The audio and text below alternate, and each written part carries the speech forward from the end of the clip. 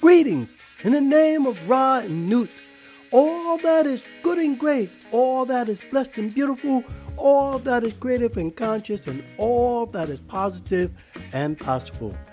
May all your blessings be infinite like the night stars, and all good things be never ending. Hotep, I am Ediso Robayo Bancoli, your host to Mind Vibes. Thoughts from a Curious Mind, a bi-monthly podcast series exploring and examining social phenomena then and now. Now, in this episode, as I did in the last episode, I'm going to continue the family situation. And in this one, I entitled Family Members, Why Sometimes Tongues Should Be Still. But before we go there, hit that like button, share, subscribe, leave a comment. Again, family members, why sometimes tongues should be still. Quote unquote. I think every family is dysfunctional, and some manage to control it better than others. Viggo Mortensen. Although a member of a family means well or meant well, however, sometimes they should keep their tongues still, particularly when dealing with other members of the family, especially when they are unaware of the facts nor the nature of that person or their personality. They may not be aware of what they have set in motion, only because they don't have to deal with this certain member on a continuous basis. They feel without any evidence or simply because they have only dealt with this member for short periods of times that they somehow or another feel this person is quote unquote manageable. In one of Steve Harvey's stand-up shows, he was dealing with a situation with his family, yet his wife believed he should do what he really knew he shouldn't, simply because he knew what the situation was going to be. This is exactly like the uncle at Thanksgiving or a Godzilla-like personality at the family reunion. In one of the situations within our family, we have, as with many families, a psychotic, bullish, and just uncouth personalities. Although this member at one time was someone that was, according to many of the members of the family, during their youth, was very approachable and somewhat a comfort to be around. But through some circumstances, such as spousal abuse and or the personality that has emerged was always lurking deep inside, and due to circumstances, it has become demon-like in its manifestation. Oh. And this is a member that I'm told that this person was great in their youth, but there are sometimes things that lurk beneath us. That includes me and everybody else that lurks beneath us. We had a family member. We were dealing with a family member, wanted to send this elderly person to a accommodating living facility that she would get the certain necessary attention that she needed, right? But this other family member, so we have in all families those members that sometimes, they do things for selfish reasons, or they just do things because, that's who they are. We all have one or two members like this: bullying, controlling, manipulative, seeking to stir chaos at any given moment. Members whose sole purpose is to create friction or to become manipulative with the guilt factor. Sometimes they may not realize it, or they convince themselves that they are not the cause. Yet many times they just don't give a damn because this is who they are. They have or were personalities that have some form of psychotic nature within them. You know, and that's true with many people. You know, they have some psychosis going on. You know, they either are bipolar and they don't know it, or they have certain depressions they don't know, or certain forms of anxieties that they don't know of, you know, because they have never gone to check themselves out. They have never gone to the doctor, you know, and particularly when you're dealing with spousal abuse, you know, I have a friend that you know had revealed to me that you know there was just certain things about her marriage, you know. So you know you don't. But if you do not, if someone does not confront you with that, or you know deal with you with that, it lingers, and then you know at some point in time it manifests, and sometimes it manifests in a way you don't want it. I am often curious with siblings for some reason who can't get along, or a father or mother have a strained relationship with their offsprings. What causes a rift so deep, the fissure so wide, that the possibility of reconciliation is inconceivable? Right? Two anecdotes, examples of what I am dealing with. Some years ago, two sisters, cousins of ours, had a falling out. Although one wanted to bring closure, the other did not.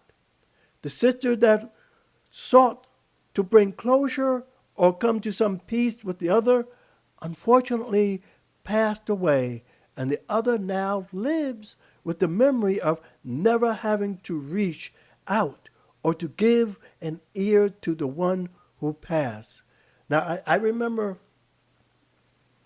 there was some falling out um, between my father and his brothers. And there was a woman that was involved, you know.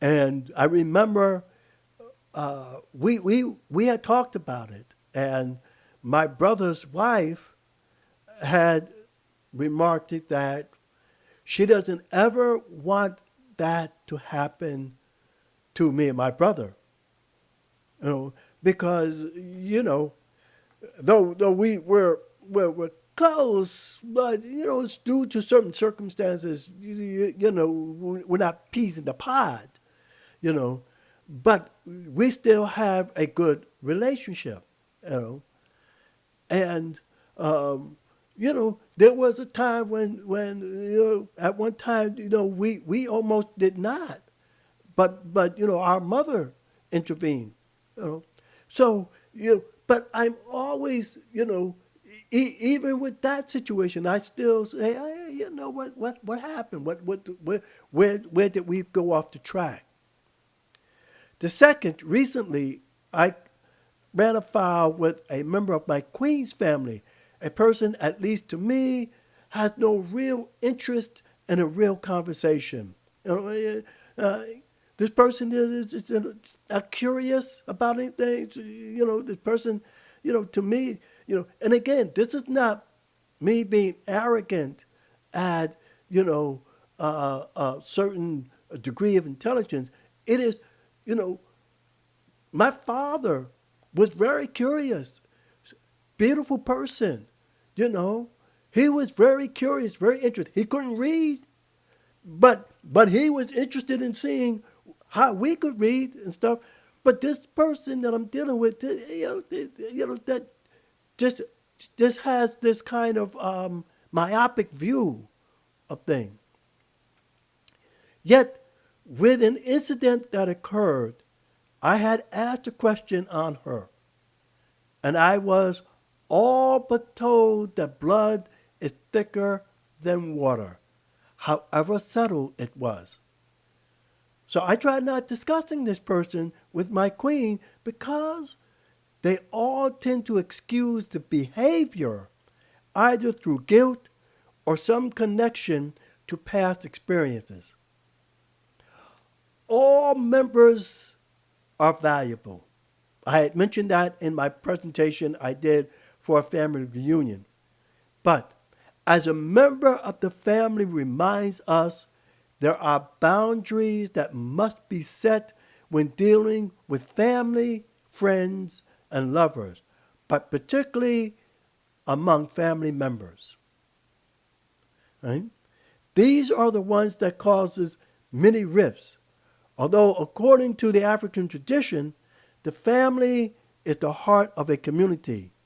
But as Frank Schaeffer, who once was a prominent Christian conservative, states, you don't allow one crazed member of the community to infect the whole community. Hey, you take that person and you remove that person. Just like they do, just like they did with COVID-19. They say, hey, and you had idiots out there. I remember this conversation, this idiot, quote unquote, from Iran or wherever the heck he's from, was dealing with Neil deGrasse Tyson, who is an astrophysicist. I think that's it. Dyson. Neil deGrasse Tyson, who is an astrophysicist. He's a scientist. And he was telling this person, no, if you want to go out there on the beach and all by yourself, fine. But the community has a contract with each other. And that contract is that, if one person's infected with a particular virus, and you know that virus can spread, you don't allow that person to be among other people. That doesn't make any sense. Once again, it is sometimes prudent to keep one's tongue still, especially when you don't have a clear understanding of the situation, when you don't see the manifestation of that member, when you disregarded those who know this member. Yes, at the time and with a certain situation, one felt compelled to suggest to this member, but here again, being cautious would have been better, because now the actions may cause a deterioration of what was already a volatile situation. In this environment, one can only hope that this situation will resolve itself quickly and amicably. Because, unfortunately, many times it doesn't. But we can all hope, and if the resolution is a positive one, we can all breathe a sigh of relief. Again, you don't see this member, and you deem the fact that you were in the same, sharing the same space as this member when she was, when he was somewhere and everything, and you were able to do this and do that, right? But the relationship that this member has to this other member is different than the relationship that this member has with her side of the family. That's a whole different thing, And again, just like me, my good friend Dan Chuma, who passed away way too soon, love him to life, his relationship with his family, was totally different, right? But his relationship with his sister was different than his relationship with his older brother. You see?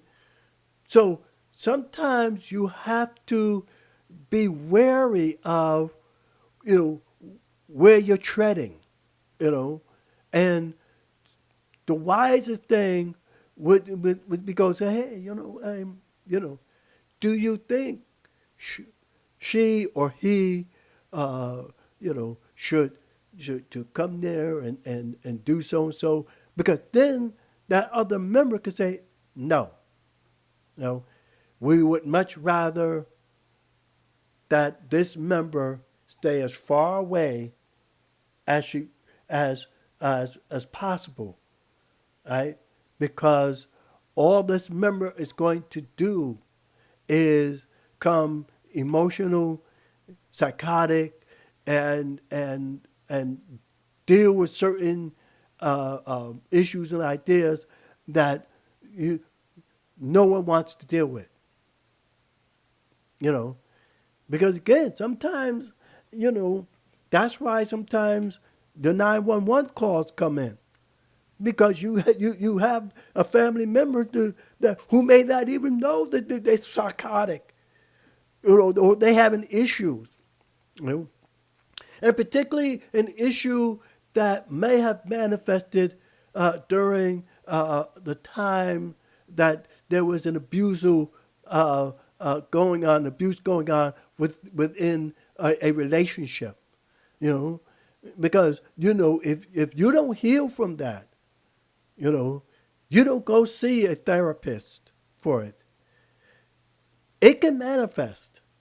And if you already have a personality that you know you're not really aware of, but this need to be controlling, or this need to be manipulative, or this need to be bullish, or this need if it, sometimes that particular act of abuse may stir that particular emotion that is deep within inside this person, and they don't know it. And then all of a sudden, the family members begin to see it, you know. And particularly when this member now, you know, uh, not working, you know. So you're talking about, you know, this member being loose 24/7, you know, upon the family. And the relationship that this member may have with her siblings, right, is again a different relationship that she has with her cousin. You know? And so you really have to be very careful, and you really have to you know respect other members of the family. You know, this goes back to the episode that I did just before this one, the pride and stubbornness that becomes vanity. You have to respect the space. You have to respect the person. The elder has to respect that youth. Cannot, you know, just deal with the idea that, okay, you know, I'm the mommy, daddy, I raised you. No, right? The other cousins and that have to respect other members of the family, to give an ear to them, to say, hey, you know, is this a good thing to do? You know, because again, the person, that member of the family may be well-meaning, and that's fine. That's all good and beautiful. You want to be a help. You want to assist when you feel it's needed. But when you have a personality that can fly off the handle at any moment, then that's not a good recipe for that member to be within that caretaker's position, because it can create the kind of volatile situation that no one wants, you know. And so we hope that, you know, situations resolve themselves, and that there isn't an incident that can get out of hand, and that we all can breathe a sigh of relief. And we always hope for the best. Again, this is the teacher of the Bible Bankoli saying, Matasi P, and may we all strive to bend the arc of justice towards humanity and believe that love and peace can be achieved. Matasi P.